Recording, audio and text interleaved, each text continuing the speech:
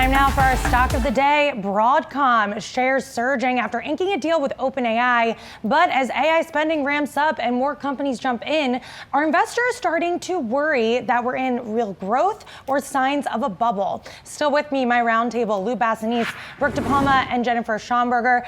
And Lou, I know you were just talking about the fact that things are different this time, that there's real earnings growth here for a lot of these AI companies. But is it a concern that these AI heavyweights are funding each other's growth? Is that a circular risk that investors aren't accurately pricing in?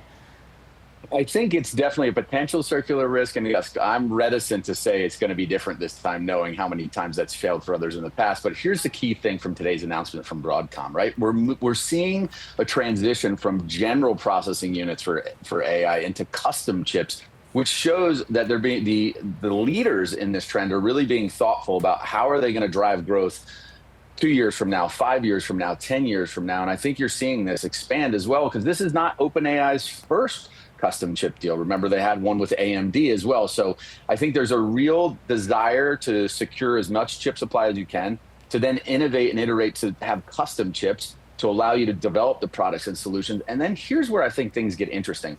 In the dot-com days, we had all the internet and fiber that we needed to do whatever the companies could imagine. In the AI days, we don't have that infrastructure yet. So I think there's a true capacity buildup that can't happen overnight. And that's what's being lost on a lot of investors. I think there's a bubble in bubble talk because they don't understand that. But I do think that this trend does have legs. I think it's a multi-year trend, but yes, there's going to be volatility here. I think you have to pick your spots. You can't just blindly buy NVIDIA and hope for the best. I think now that the trade is moving on to the energy and infrastructure side, you have to look at players in that space like we've talked about before, like IREN, which has about 3 gigawatts of power coming online to power their data centers. I think that is a very interesting trend and trade, in addition to the chip makers here that are leading the custom chip revolution. Yeah, and to that point, we're seeing other chip makers outside of those Mag 7 names, outside of NVIDIA and Broadcom, rally this morning.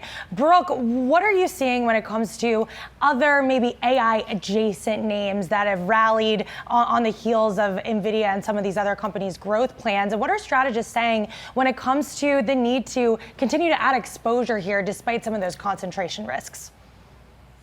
Yeah, well, we did hear from UBS saying that AI companies are largely adopting more prudent investment strategies and healthier corporate finances, as Lou was just really pointing out there. And this momentum behind what exactly this could be has really led this tech rally. Now we're seeing some renewed optimism around that this morning. I also do want to point out some key timelines here, because this Broadcom deal, the hardware rollout should be completed by what they say by the end of 2029. Of course, that is nearly 4 years away. And so it really is this renewed optimism about the future outlook here. If you take a closer look, though, we are seeing Micron move higher this morning. That stock up more than 4.5% at the open today, up more than nearly 2.5% over the past 4 days. Also taking a look at some other names here, we do have AMD moving higher, up about 3.5% at this open.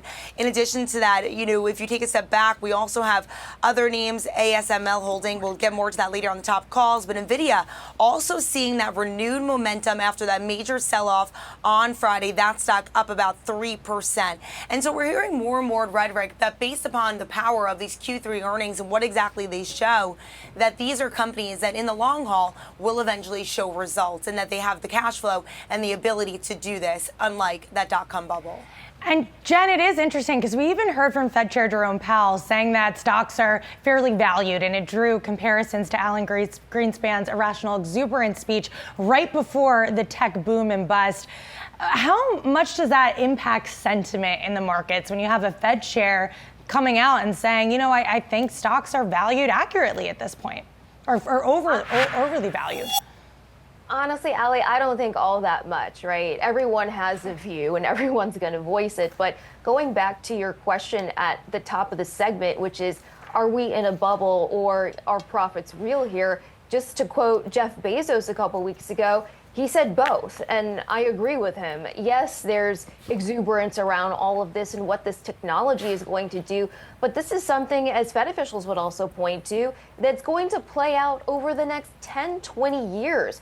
we are very much in the early innings right now. And, any chance where you see a macro issue like China that causes these tech stocks to sell off could be a buying opportunity. At the same time, you have the Fed in a cutting cycle likely through the end of this year, which creates a tailwind for markets and certainly for those AI stocks. So I think it's, obviously we're going to see the proof in the pudding again. We're entering earnings season right now, but there is still more runway to go here. To Lou's point, there are other sectors outside of the Mag 7, but these are stocks that you should be looking at, I think, for the longer term, because this is not just through the end of the year. I know we're looking at a quarterly basis here, but this is 10, 20 years down the road. And Fed officials like Minneapolis Fed President Neel Kashkari believe that we really haven't seen the fruits of AI at this point. So it's really taking that long-term view.